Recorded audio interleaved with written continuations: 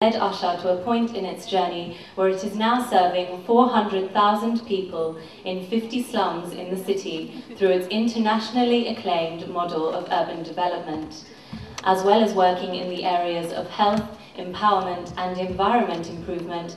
Dr. Martin has spearheaded groundbreaking programs in higher education and financial inclusion, working with the then Finance Minister of the Government of India.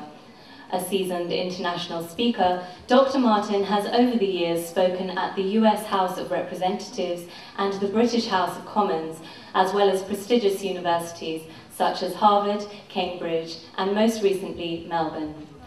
Having previously co-authored a book with American and British authors entitled Urban Health and Development, Dr. Martin is passionate about seeing the fruit of this collaboration with the Australia-India Institute reach an international audience and also inform global discussions about addressing urban inequities.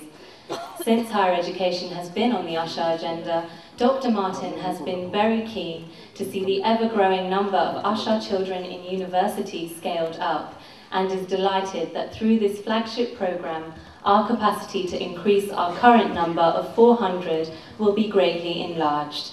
Dr. Martin, I invite you to give the first address of the evening as we mark the beginning of this launch celebration. Dr. Martin.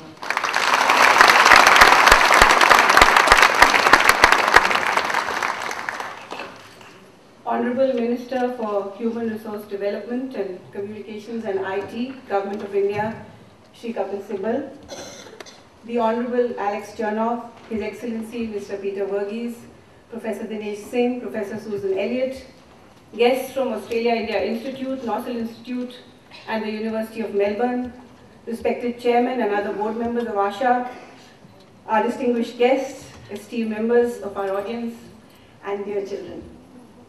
I am greatly privileged to welcome all of you to our event this evening as we launch this flagship program to support the aspirations of Delhi's urban poor, honor the achievements of these amazing children, and celebrate the dawning of a new India-Australia partnership. India and Australia have had a long-standing and fruitful relationship. In recent years, there has been a growing consensus between the two countries that we must stand together to act on global developmental issues. One of our most powerful commitments to bilateral cooperation is in the area of education.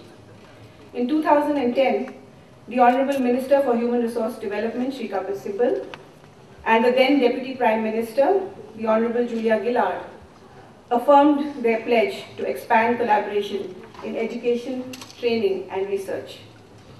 I am so happy today that Asha, the Australia-India Institute, and the University of Melbourne's Nossal Institute for Global Health are able to build on this splendid foundation. Our flagship program is designed to address the many challenges arising from the rapid expansion of India's urban population. In its mission and action plan, it also represents a truly 21st century partnership. Asha embraces the opportunity to join hands with AII and the Nossal in this initiative. For the first time in human history, the majority of our world's population is living in urban areas, and this population continues to grow. The rapid increase of people living in cities is one of the most important global issues of the 21st century. Cities, with their concentration of culture, infrastructure, and institutions, have long driven the progress of civilization and have been the focus of opportunity and prosperity. So therefore, they can be places of inclusion and participation. But they can also be places of exclusion and marginalization. The UN estimates that the number of people in the world living in slums passed 1 billion in 2007. It also estimates that 20% of the world's slum dwellers reside in India. The residents are disadvantaged in nearly every conceivable way, suffering from numerous health, environmental, social, and political problems. Although access to education is greater in cities than in rural areas, economic, social, and cultural barriers continue to deny slum children the opportunities for education. The unequal access to primary education greatly intensifies at higher levels of education. And this restricts the physical and intellectual potential of millions of urban poor children. They end up working in the urban informal sector, which is characterized by job insecurity, low wages, and dangerous work. They are then automatically excluded from a wide range of outcomes associated with economic growth and globalization. This urban divide between the haves and have-nots can produce social instability, high social and economic costs for our cities, and can also threaten the long-term growth of our nation. Working to eliminate the causes and effects of poverty of those in our city's slums has been the focus of my career and the passion of my life. The Asha model of urban development that has been established over the last 22 years has shown that slums can attain sustainable poverty reduction through community-based programs of healthcare, access to education opportunities, financial inclusion, women's empowerment, improved access to safe water and sanitation, and safe and healthy shelter. This intersectoral approach of Asha is one of the primary reasons for its success and has resulted in a dramatic reduction in the child mortality rate from 149 to 28.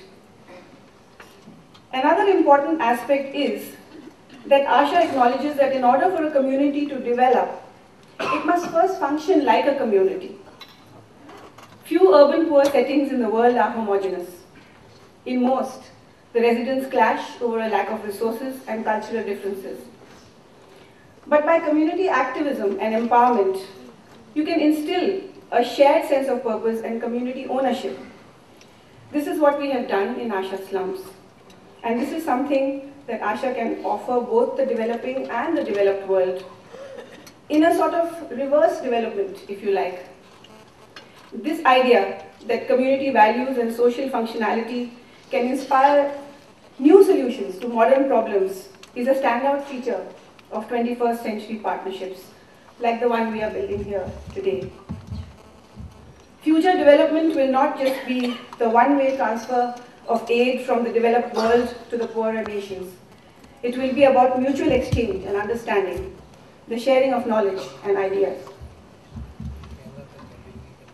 The 400 Asha slum children, many of whom are seated here today, who have found places at Delhi University and other prestigious colleges, are a wonderful testament to what can be achieved through hard work and determination with the right kind of help and support. They have struggled against enormous odds such as huge financial obstacles, the debilitating slum environment, and absolutely no role models.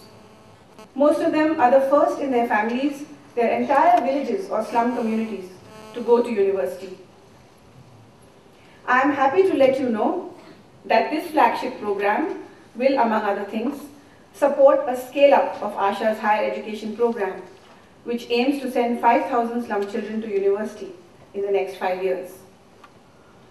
As our slum children become well educated, they will contribute significantly to enhanced economic productivity and become a great asset to our nation. The education of girls in particular will yield powerful poverty-reducing synergies.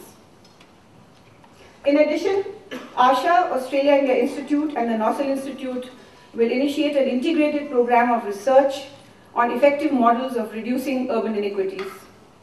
These results will assist policymakers, service providers, and funding bodies, both in India and Australia, to adopt clear policy and programming goals. We are extremely excited that this research will also create opportunities for Australian researchers and students to study urban inequity interventions at Asha. And this will enhance the intellectual and cultural enrichment of Australian university students and staff. All of these actions, through the medium of education, will contribute to the progress of Australia and India's broader knowledge partnership, which has been endorsed in 2009 by the Prime Ministers of both countries. I pay my tribute to Honorable Mr. Sibal for his visionary leadership that has brought about so many historic and momentous achievements in our country. I congratulate you, sir, on the revolutionary Right to Education Act, and I thank you for your commitment to promoting the discourse and practice of higher education among the impoverished children of the slums. It is my hope that your goodwill and support will be available to us all as we seek to implement this partnership. I appeal to the government to scale up and replicate these programs so that they might one day soon benefit not only 5,000 but millions of slum children in our country. I am so grateful for the presence of Honorable Alex Chernow this evening. As Chancellor of Melbourne University and Chairman of Australia-India Institute, he has been a champion of justice and learning in Australia and internationally as well, and a leader on strengthening India-Australia relationships. To all those from AII and the NOSL, I thank you for all your hard work in developing this program and for being with us tonight. I look forward to a long working relationship. I am also indebted to our honoured guests from the Australian High Commission and Delhi University, who have shown incredible support for Asha and its programs, and to the Asha board members and the many Asha partners seated here today. Our work would not be possible without your belief and assistance. I'd also like to acknowledge the presence of Professor Jonathan Simon, Director for the Center of International Health at Boston University School of Public Health. I'm delighted that you were able to join us today. I'm also pleased that Sri Amarnath, CEO of the Delhi Shelter Improvement Board, has been able to join us on this occasion. Finally, to the Asha students, I offer my warm congratulations on your continued achievements. I wish you every possible success in your future education. Education is about the joy of shared knowledge, personal discovery, and laying the groundwork for your life ahead. It is my sincere hope that you may enjoy all that education has to offer you, and that these opportunities for learning will spread into every corner of our country and our world. Thank you.